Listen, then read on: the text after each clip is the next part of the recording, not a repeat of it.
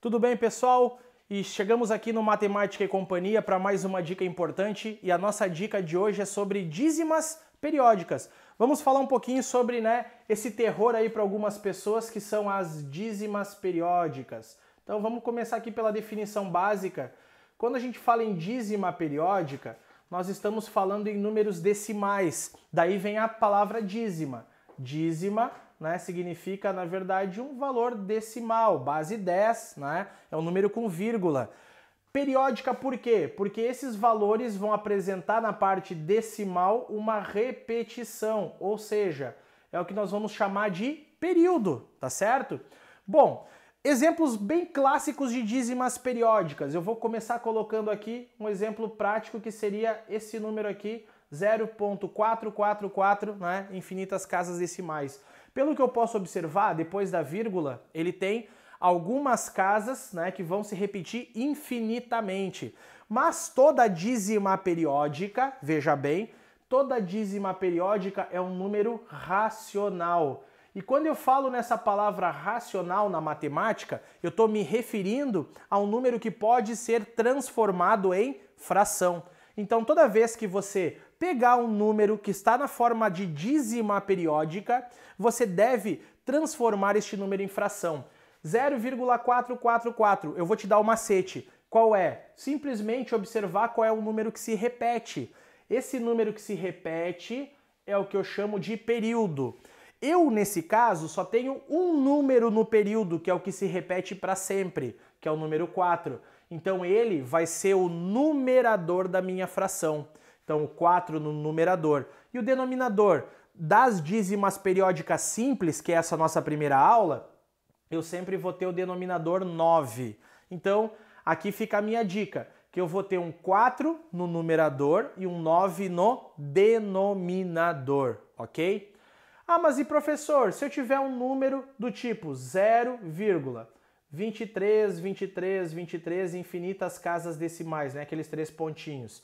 Nesse caso, eu tenho dois números no nosso período. Então, eu vou ter 23 no numerador e 99 no denominador. Sempre a quantidade de noves que eu tenho no denominador vai depender de quantos números eu tenho no período. Estou falando de dízimas periódicas simples. Professor, 3 números no período vão ter exatamente 3 noves. Ah, mas e só 0 que aparece aqui na dízima periódica? Não, eu posso ter um outro número na frente. Por exemplo, se eu colocar 2,555, infinitas casas.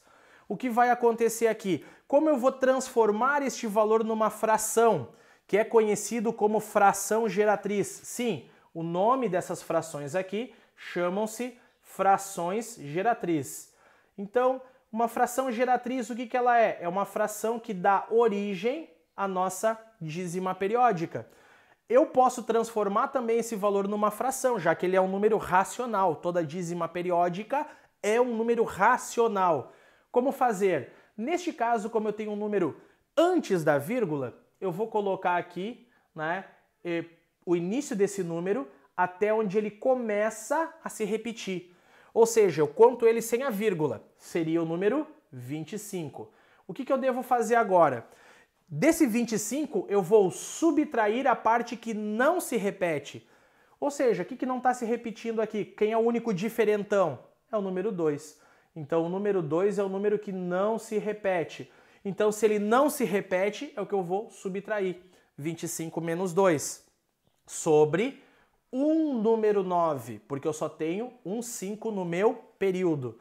Então 25 menos 2 seria 23 nonos. Se você quiser fazer um teste aí na calculadora, você que gosta de testar aqui para ver se está dando certo, faz essas divisões, 4 sobre 9, 23 sobre 99, 23 sobre 9 vai dar 2,555. Então faz esses testes para você ver, É sempre legal para você aprender assim também.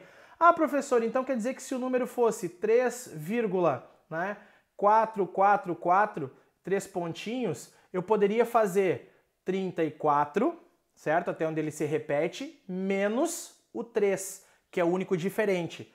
Então, 34 menos 3 sobre 1, 9, ou seja, 31 nonos. E isso pode acontecer com duas casas tranquilamente, né? Você poderia fazer também com duas casas. Mas, né, o que eu quero te mostrar a partir de agora? Eu gostaria que você também acompanhasse comigo essa próxima questão que nós temos aqui, que é uma questão que eu trouxe, né, sobre essas dízimas periódicas para que você veja como elas caem, geralmente em provas, e como elas podem ser abordadas. Então, encontrou uma dízima periódica, meu amigo? Transforma em fração. Primeira coisa que você tem que fazer. Essa é a nossa primeira parte, estou falando das dízimas periódicas simples. Acompanha comigo na tela essa questão, diz assim, ó. Calculando o valor da expressão 0,272727 mais 1/3 sobre 4 menos 0,2223 pontinhos, obtemos. Qual é o nosso objetivo aqui? Exatamente resolver uma expressão mista. Por que mista? Porque ela tem dízimas periódicas e tem também números inteiros. Então vamos começar pelo que ela trata. 0,272727, 3 pontinhos, mais 1/3.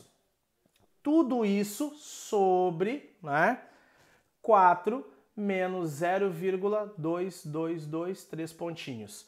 O nosso primeiro objetivo aqui é transformar estas dízimas em frações. Então, esquece primeiro essa conta toda. Começa por partes. Seja organizado naquilo que você está fazendo. Aproveite o espaço adequado para isso, tá?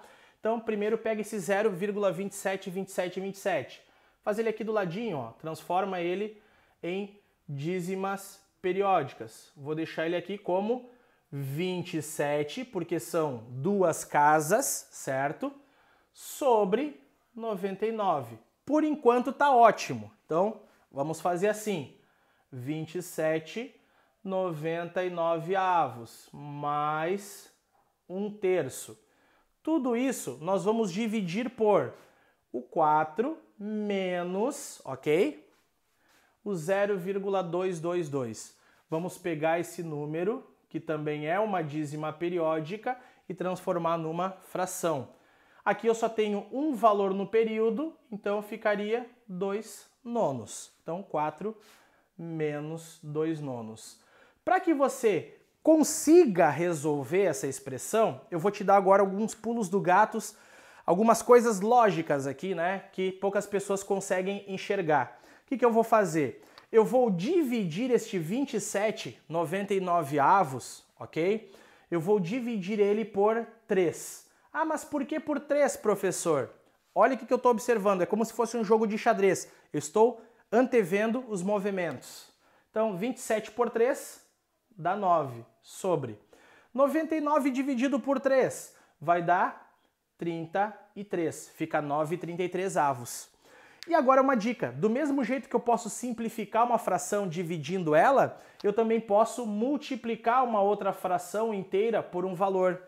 Nesse caso eu vou multiplicar por 11 toda essa outra fração, tanto em cima quanto embaixo. E ficaria a partir de agora com 11 sobre 33, ou 11/33. Vamos simplificar a partir daqui, né? Como que eu posso simplificar essa fração?